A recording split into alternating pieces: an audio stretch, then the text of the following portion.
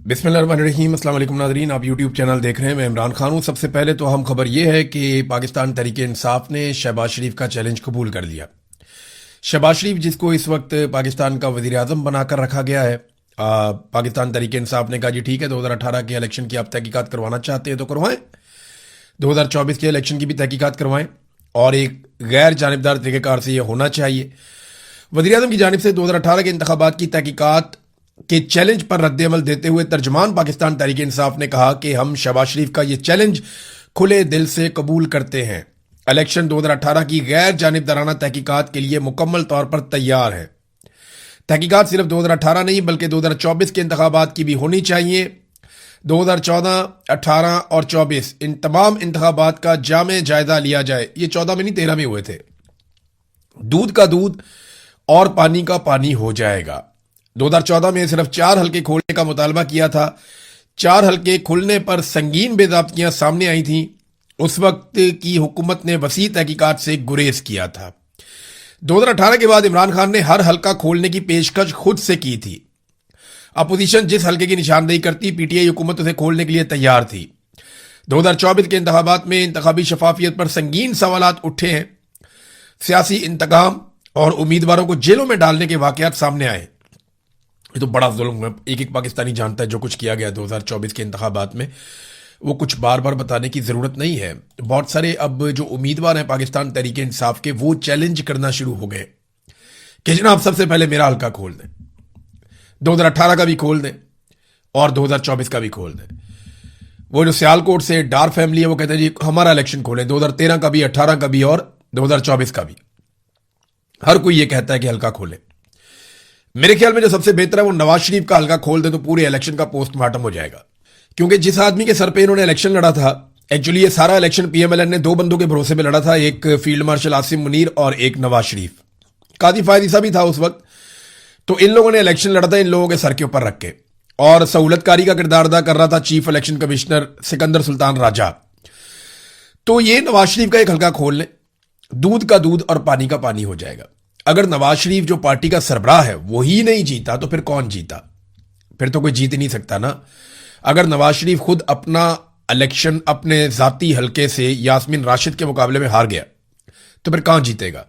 नवाज शरीफ ने 2 इलेक्शन लड़े, एक लड़ा खैबर पख्तूनख्वा में हजारा में, वो भी हार गया, और एक इलेक्शन लड़ा लाहौर में यास्मीन राशिद के मुकाबले में, वो भी हार गया। फिर नाराज हो गया। जब नवाज शरीफ साहब रुस गए तो नवाज शरीफ साहब को एक फॉर्म 47 जाली पकड़ा दिया गया। लेकिन वो फॉर्म 47 जाली जारी करने के लिए किया यह गया कि बंदोबस्त करके वहां से आरओ को ही तब्दील करना पड़ा, क्योंकि आरओ इतनी बड़ी धांधली के लिए तैयार नहीं था। सिर्फ नवाज शरीफ का हल्का खोले सब पता चल जाएगा। ईमान ताहिर साहिबा ने भी चैलेंज कर दिया। ये अटक से इनकी एमएनए की 2 सीटें हैं। अटक में वैसे एमएनए की 2 ही सीटें हैं और वो दोनों के अंदर ये खानदान बड़ा मकबूल है। वो कहती है चैलेंज है, सबसे पहले अटक के दोनों कौमी असम्बली के हल्कों के 2018 और 2024 के फॉर्म 45 अवाम के सामने रख दें। एक एक पोलिंग स्टेशन और एक एक वार्ड का रिजल्ट चेक कर लें। अगर सच जानना है तो फर्जी बयानात नहीं, असल रिकॉर्ड सामने लाएं। दूध का दूध, पानी का पानी हो जाएगा। आपने दीदा दलेरी से 2024 में अवाम का मैंडेट चोरी किया, अब वही बात कि चोर मचाए शोर। बहरहाल ये एक और चैलेंज सामने आ गया। ईमान मदारी साहब भी कह रही है, लेकिन मेरा फिर ये कहना है कि सबके हल्के खोलने के बजाय एक नवाज शरीफ का हल्का खोले। पूरे इलेक्शन में वही हुआ है जो नवाज शरीफ के हल्के में हुआ है, नवाज शरीफ की बेटी के हल्के में भी वही हुआ, लेकिन नवाज शरीफ का एक हल्का खोले तो दूध का दूध और पानी का पानी हो जाएगा। नादरीन, आज़ाद कश्मीर के हवाले से सूरत हाल मैं आपके सामने रखता हूं। कुछ लोग पाकिस्तान के बाहर से भी गए हुए हैं पाकिस्तान में, और वो कोशिश कर रहे हैं कि मुज़ाकरात करवाए जाए। कुछ जो मकामी लोग हैं वो भी कोशिश कर रहे हैं, कुछ उलमा इकराम है वो भी कोशिश कर रहे हैं। फजलुर रहमान भी इस मामले में आए हैं, अचकज़ई साहब ने स्टेटमेंट दिया, कुछ और लोग भी आए। अब जो लोग इस वक्त मुज़ाकरात कर रहे हैं या बातचीत कर रहे हैं दोनों जानिब, उनसे कुछ खबरें बाहर आई हैं। मैं एग्जैक्टली आपको इसलिए नहीं बताऊंगा कि फिर वो उनको टारगेट किया जाएगा, उनकी कोशिशें जो हैं उनको भी टारगेट किया जाएगा। लेकिन मैं आपको ये बता देता हूं कि जितने लोगों ने भी दोनों तरफ मुज़ाकरात किए वो ये कह रहे हैं कि जो ज्वाइंट अवामी एक्शन कमेटी है वो काफ़ी लचक दिखा रही है बहुत सारे मामलात में। वो एहतजाज भी कर रहे हैं, मार भी खा रहे हैं, पब्लिक उनके साथ खड़ी है, लेकिन इसके बावजूद वो लचक दिखा रहे हैं कि ठीक है, हम बैठकर बात करने के लिए तैयार हैं, हथियार का इस्तेमाल ना किया जाए, हमें गद्दार ना कहा जाए, जुल्म और ज्यादती बंद की जाए और बैठकर आप हमारे मुतालबात को सुने तो सही संजीदगी के साथ, और जो हमसे वादे किए हैं वो पूरे किए जाएं। अब ज्वाइंट अवामी एक्शन कमेटी जो है वो काफी लचक दिखाती है, बातचीत करने में संजीदगी दिखाती है, लेकिन दूसरी तरफ जब एस्टेब्लिशमेंट के साथ जाके वो बात करते हैं तो वो बिल्कुल लचक नहीं दिखाते। मिलिट्री एस्टेब्लिशमेंट ने इसको एक मौके के तौर पे लिया हुआ है। उन्हें यह लगता है कि आज़ाद कश्मीर में जो रजीम के ऊपर उनका हमेशा से कंट्रोल रहता है, वो कंट्रोल उनका चला जाएगा अगर ये लोग सस्टेन कर गए तो। उन्हें यह लगता है कि ये जो आवाज़ें उठ गई हैं आज़ाद कश्मीर से और नौजवान इनके पीछे चल पड़े हैं, ख़वातीन इनके साथ चल पड़ी हैं, बहुत बड़ी तादाद में अवाम की ताकत, आज़ाद कश्मीर के अवाम, उनकी हमायत, उनकी ताकत जॉइंट अवामी एक्शन कमेटी के साथ मिल गई है। अगर ये अपने मुतालबात मंजूर करवाने में कामयाब हो जाते हैं या कुछ लेकर उठते हैं तो ये एक बहुत बड़ा खतरा बन जाएंगे। ये अपने बाकी मुतालबात भी पूरे करवाएंगे और हर तरह का जो कंट्रोल है मिलिट्री एस्टेब्लिशमेंट का, जिसके जरिए से आज़ाद कश्मीर के वसाइल पे काबू किया जाता है, वो एस्टेब्लिशमेंट का कंट्रोल कमजोर हो जाएगा। लिहाजा उन्होंने इसको एक मौके के तौर पे लिया कि इनको मुकम्मल तौर पे कुचल दिया जाए। अब सवाल यह पैदा होता है कि आज़ाद कश्मीर में कितना बड़ा जुल्म किया जा सकता है। मैंने आपको बताया था कि 4 लोग ऐसे हैं जिनके बारे में लगभग ये कह दिया गया एक मीटिंग के अंदर कि इनको तो एलिमिनेट करेंगे, इनको छोड़ेंगे नहीं, इनको तो मार देंगे। और ये मुझे मेरे एक ऐसे सोर्स ने बताया जो बराह रास्त कहता है जी मेरी उन लोगों से बात हुई जो बातचीत कर रहे हैं। तो अब एस्टेब्लिशमेंट इसको ऐसे ले रही है कि क्योंकि आज़ाद कश्मीर में हमारा कंट्रोल हमेशा रहना चाहिए, लिहाजा ये कंट्रोल के रास्ते में एक रुकावट है जो मुस्तकबिल में और ताकतवर और बड़े होते चले जाएंगे। लिहाजा इनको कुचल के खत्म कर दिया जाए। अगर ये बच गए तो फिर एस्टेब्लिशमेंट का इक्तदार और उसका सूरज गुरूब हो जाएगा आज़ाद कश्मीर में, जैसा कि अमली तौर पे पाकिस्तान में हो चुका है। अब एस्टेब्लिशमेंट का कंट्रोल नहीं है, वो ताकत के बलबूते पे उन्होंने किया। देखिए जो एस्टेब्लिशमेंट होती है ना वो डरा के काम चलाती है, लेकिन पिछले चंद सालों से एस्टेब्लिशमेंट मार के काम चला रही है। ये टॉर्चर कर रहे हैं, गोलियां चला रहे हैं। इस लेवल तक एस्टेब्लिशमेंट नहीं आती होती और ये आखिरी हरबा होता है, आखिरी हल होता है। तो इसका मतलब यह है कि अब उनके पास ऑप्शंस बहुत कम है, वो गोली चलाने वाला ऑप्शन ही इस्तेमाल कर रहे हैं जो आखिरी ऑप्शन होता है। लिहाजा आज़ाद कश्मीर के लोगों को डटे रहना चाहिए मेरे ख्याल में अपने हकूक के लिए, और जो लोग मुज़ाकरात करवा रहे हैं उनको एस्टेब्लिशमेंट पे दबाव डालना चाहिए कि आप बातचीत करें। देखिए अगर बातचीत के जरिए से आज अगर ये लोग 4 कदम पीछे भी चले जाते हैं ना आज़ाद कश्मीर के लोग, तो याद रखिएगा ये जो थोड़ा बहुत हासिल करेंगे ना यहीं से इन्हें ताकत मिलेगी और फिर ये लोग और ज्यादा ताकतवर होकर वापस आएंगे। लेकिन एक चीज ऐसी हो रही है नादरीन जो इंतहाई अफसोसनाक है, बहुत तकलीफ देती है। देखिए आज़ाद कश्मीर से पानी आता है, बहुत सारी चीजें वहां से आती हैं, इसी तरह नीचे से गंदम जाती है। अब मैं कुछ वीडियोस देख रहा था, वहां पे नौजवान वीडियोस बना बना कर लगा रहे हैं, मुझे मेरे मोबाइल फोन पे भी भेजी, मैंने वो देखी वीडियोस। वो जो रास्ते आ रहे हैं आज़ाद कश्मीर की जानिब, उनके ऊपर बहुत सारे ट्रक खड़े हैं, बड़े बड़े ट्रक हैं, वो भरे हुए हैं गंदम के साथ। तो जो गंदम लोग लेकर आज़ाद कश्मीर में जाना चाहते हैं वो ट्रक रोके हुए रास्ते में, दर्जनों ट्रक हैं। अब ये गंदम जाएगी मुख्तलिफ फ्लोर मिल्स के अंदर, वहां पे आटा बनेगा, शहरियों को दिया जाएगा, तो खुराक की किल्लत कम होगी। अब वहां पे खुराक की किल्लत पैदा हो रही है। बहुत सारी खाने पीने की चीज़ें जो है वो शहरी या मैदानी इलाकों से उधर पहाड़ों की तरफ जाती हैं, चाहे वो गिलगित बल्तिस्तान है, चाहे वो आज़ाद कश्मीर है। इसी तरह वहां से बहुत सारी चीज़ें नीचे आती हैं, जिनमें सबसे अहम जो चीज़ है वो पानी है, बिजली है, वो वहां से आती है। अब ये इंतहाई बदकिस्मती है पाकिस्तान की कि जो पहाड़ों पे बैठे हुए लोग हैं जब वो अपने मुतालबे के लिए निकले हैं, देखिए जो लोग सड़कों पे हैं वो अब 5% होंगे, बाकी सारे लोग तो सड़कों पे नहीं आते ना। हर घर में से एक आधा आदमी निकलता है, या हर मोहल्ले में से वो 2-4 बंदों को डिप्यूट करते हैं, ये 4-5 बंदे जाएंगे एहतजाज में, हमारी नुमाइंदगी हो जाएगी। सारे के सारे लोग तो नहीं आते।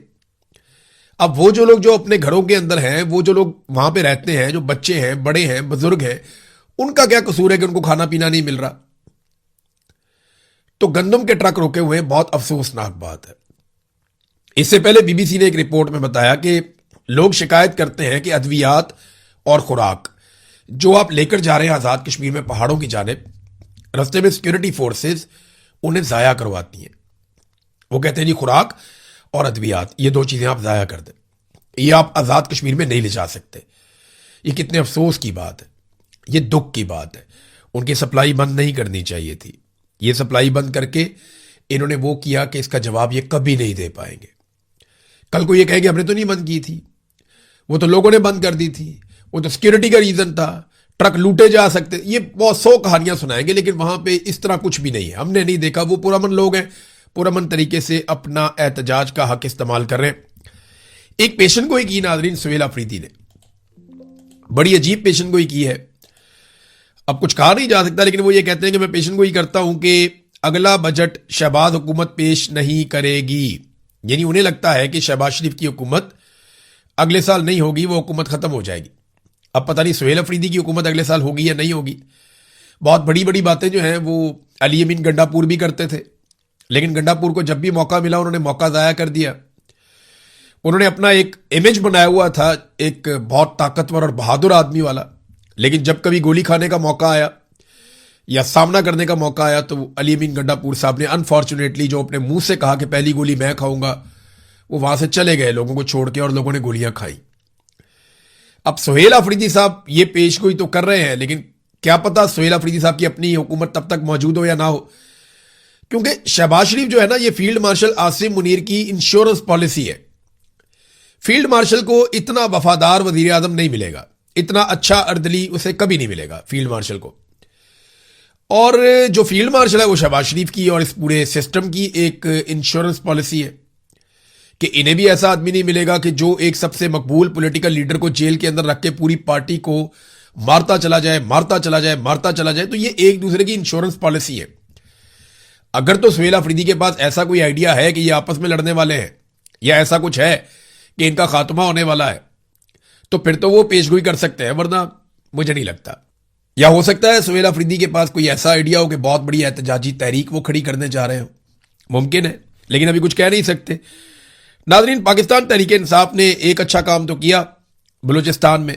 बारंग बलोच साहिबा की मर्जी के खिलाफ जो वकील उनके वकील के तौर पे सामने आया था, जिसे सरकार और एस्टेब्लिशमेंट लेकर आई थी, उसका नाम है इकबाल शाह एडवोकेट। ये पाकिस्तान तहरीक इंसाफ का लॉयर्स विंग का सदर था बलूचिस्तान का पहले।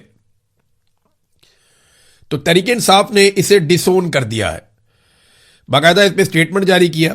इलेक्ट्रॉनिक और प्रिंट और सोशल मीडिया एक्टिविस्ट को इतला दी जाती है कि इकबाल शाह एडवोकेट को पीटीआई से फारिग कर दिया गया है, लिहाजा इसके नाम के साथ पीटीआई का नाम ना लिखा जाए। पीटीआई के ओहदेदारान, मेंबरान, कारकुनान और सोशल मीडिया ग्रुप्स के एडमिन इकबाल शाह एडवोकेट को तमाम ग्रुप से फौरी तौर पे रिमूव करें।